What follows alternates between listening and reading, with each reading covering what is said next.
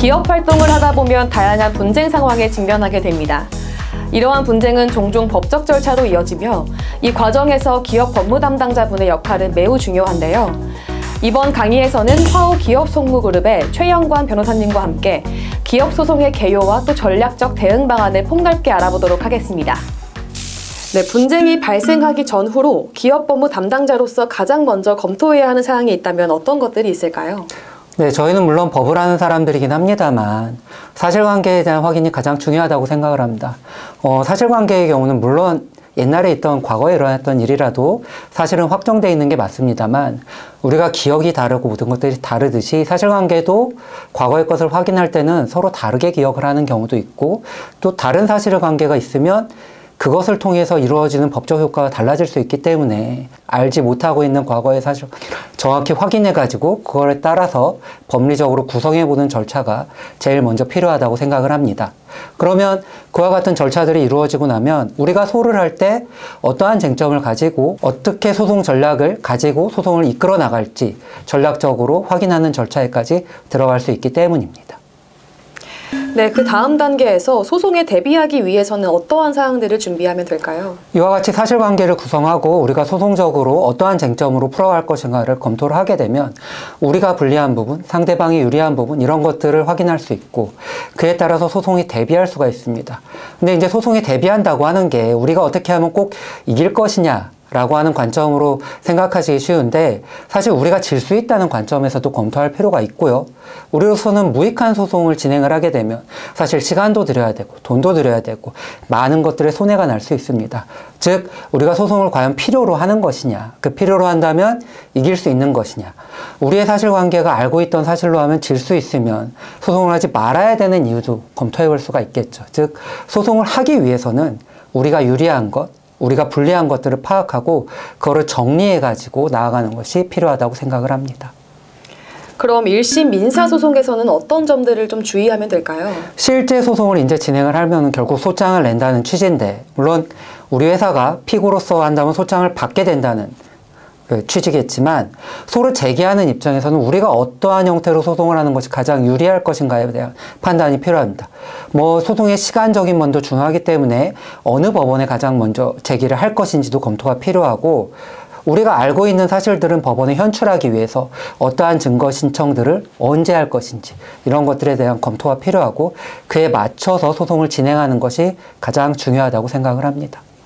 그럼 1심 판결 선고 후에는 검토해야 하는 사항이 어떤 것들이 있을까요? 판결이 났다는 건 어쨌든 잠정적이지만 결론을 하나 받았다는 얘기입니다.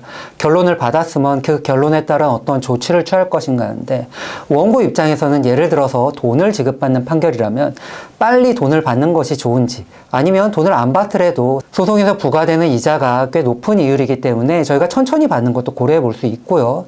만약 피고의 입장이라면 이 돈을 빨리 지급하고 우리가 다음에 항소를 할 것인지 말 것인지 검토도 필요할 겁니다. 물론 돈의 지급으로 한해서 말씀드렸지만 기본적으로는 당연히 판결문이 제대로 됐는지 판결에 나온 사항들이 문제는 없는지 검토하는 게 가장 필요한 일이겠죠. 그럼 항소 또 상고와 관련해서 반드시 주의해야 하는 사항들도 궁금합니다. 항소는 어찌 보면 1심과 똑같은 과정이라고 할 수 있는데 시대가 이제 변하면서 항소심의 경향이 좀 생기는 것들이 있습니다.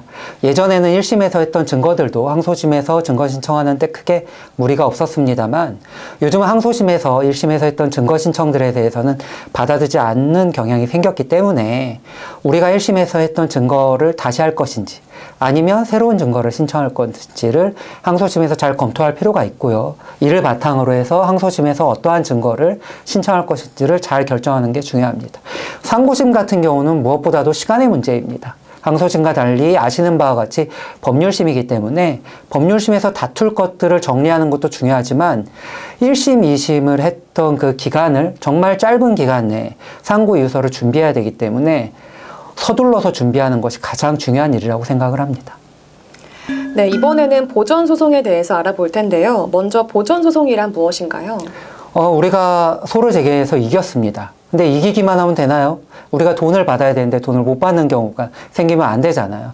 보전소송을 아주 심플하게 보면은 우리가 소를 제기하기 전에 필요한 권리관계를 미리 가정적으로 법원을 통해서 확보해 놓는 상태를 얘기를 합니다. 법적으로 얘기하면 뭐 확정 판결이 있기 전까지 손해가 발생하는 방지할 목적으로 본안 판결에 앞서서 채권을 보존하거나 일시적으로 법률 관계를 형성하여 집행력을 확보하는 절차라고 하는데, 아까 말씀드린 듯이 우리의 결과를 먼저 확보하는 과정이라고 보시는 게 가장 심플하겠습니다. 그러면 보전 소송의 요건으로는 어떤 것들이 있나요? 법적으로는 두 개로 얘기를 합니다. 피보전 권리하고 보전의 필요성이라고 하는데, 피보전 권리라고 하는 것은 심플하게 보면 우리가 소제기할 때 우리가 어떤 권리가 있어요? 라고 얘기하는 부분을 피보전 권리라고 합니다. 보전의 필요성은 말 그대로 우리가 이 권리를 미리 보전할 필요성을 얘기합니다.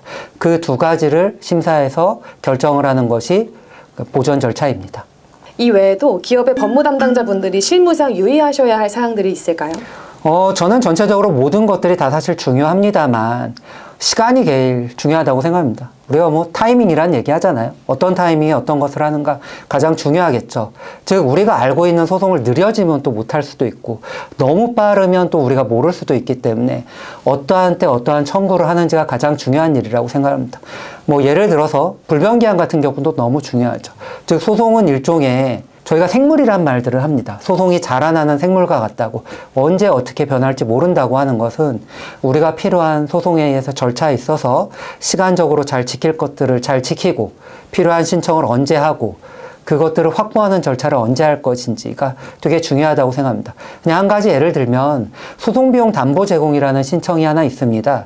소송비용 담보 제공 신청 같은 경우는 1회 변론 기일 전에만 할 수가 있습니다. 나중에 해봤자 어차피 법원에서 받아들이지 않는다는 거죠. 즉 이건 뭐 물론 단적인 얘기는 합니다만, CEO도 무슨 알고 계신 것들이긴 합니다만, 소송이 있어서 언제 어떻게 소송을 진행하는가가 가장 중요하다고 생각을 합니다. 네, 마지막으로 기업의 법무 담당자분들께 한마디씩 부탁드립니다. 네, 뭐 소송을 처음 담당하시면 사실 어렵다고 생각이 많이 드실 수가 있습니다. 어떻게 진행해야 될지도 뭐 생각해 보시면 좀 막막하기도 할 텐데, 하나하나 풀어가시면 뭐 언젠가 소송이 해결될 수 있다는 생각을 가지고 접근하시면 좋을 것 같고요. 저희 법인 같은 경우에 그렇게 많은 경험을 가지신 분들이 있고 다양한 직역의 출신들이 계셔가지고 서로 노력해가지고 잘 풀어가고 있습니다. 뭐 필요한 일이 있으시면 언제든지 편하게 찾아주시면 저희가 뭐 친절하게 상담드리고 안내해 드리도록 하겠습니다. 네, 오늘 강의 감사드립니다. 예, 감사합니다.